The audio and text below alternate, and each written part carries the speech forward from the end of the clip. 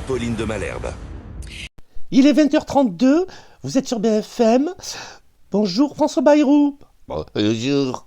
Alors, monsieur François Bayrou, vous avez apparemment dit des mensonges sur un institut à Bétaram concernant le viol de mineurs. C'est grave, François Bayrou.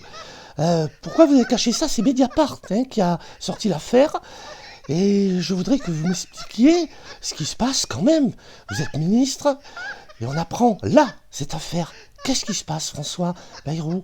Qu'est-ce qui se passe et pourquoi avez-vous protégé cet institut catholique? Vous vous rendez compte? C'est très grave.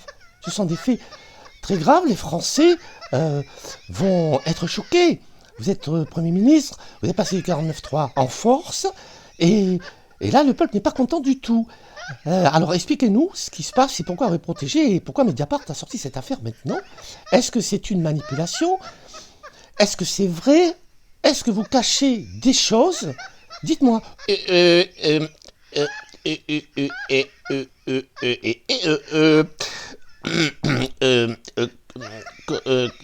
peux vous raconter une blague que me disait ma Mimi.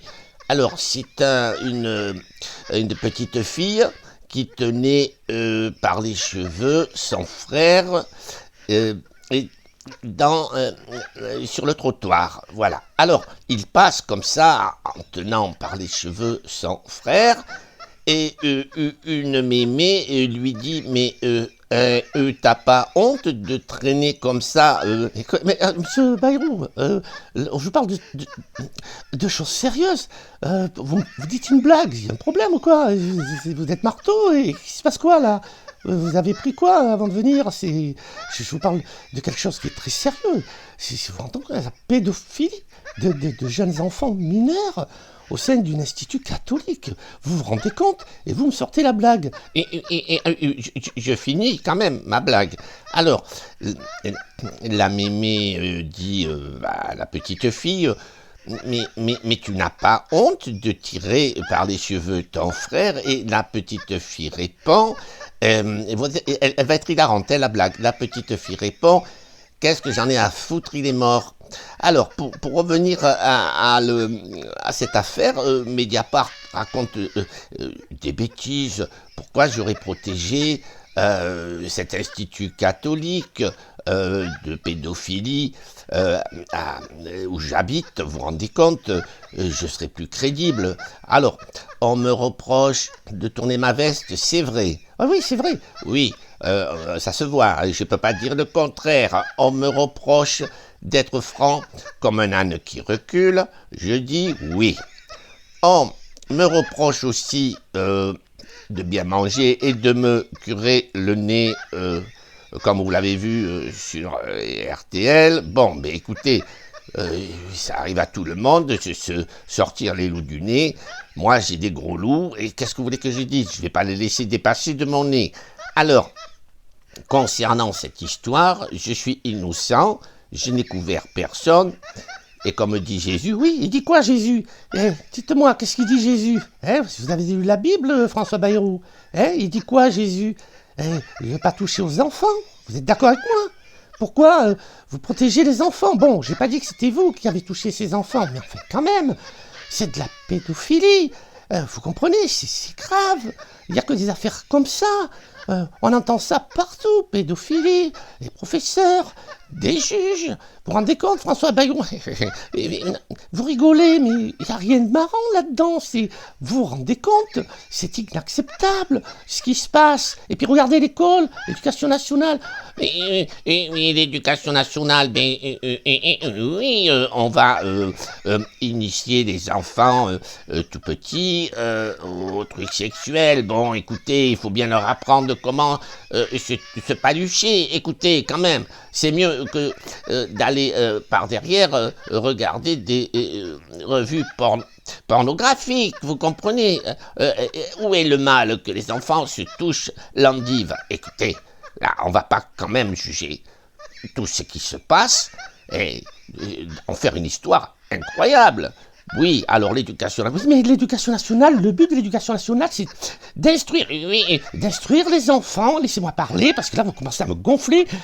Mais écoutez, Mais je vous le dis, l'éducation nationale, mais arrêtez de faire. Mais écoutez, là, vous allez me faire bégayer avant que je bégaye. Bon, alors, j'essaye d'essayer de ne pas bégayer. L'éducation nationale, effectivement, donne des cours et instruit les petits-enfants, mais avec le gouvernement de Foutriquet, on s'est dit, pourquoi pas oui, pourquoi pas les initier au sexe, et comme ça, ils n'auront pas des problèmes de timidité.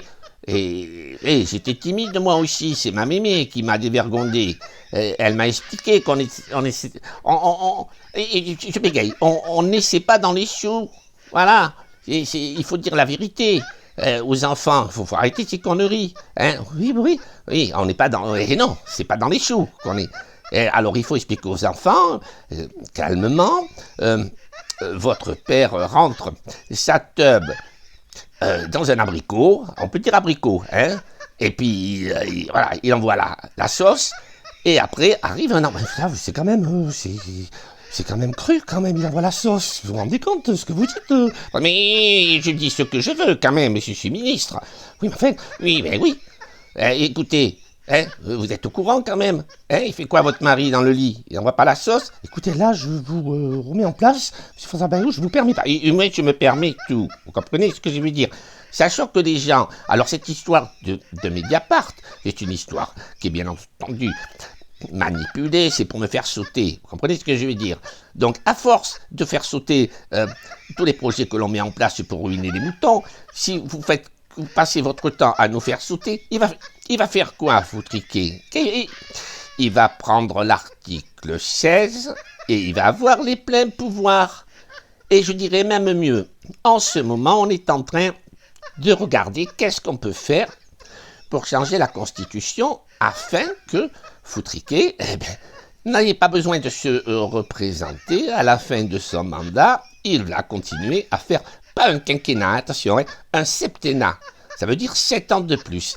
C'est un bon président pour les Français, donc je ne permets pas qui que ce soit de critiquer notre plan. Il faut prendre l'argent où il est, c'est-à-dire dans la poche des moutons et sur les livrets A. Les livrets A, François Bayrou, mais les gens ont économisé toute leur vie. Et vous allez prendre les livrets A pour financer l'État. Mais oui, mais pourquoi pas dans vos poches? Pas dans mes poches sont pleines.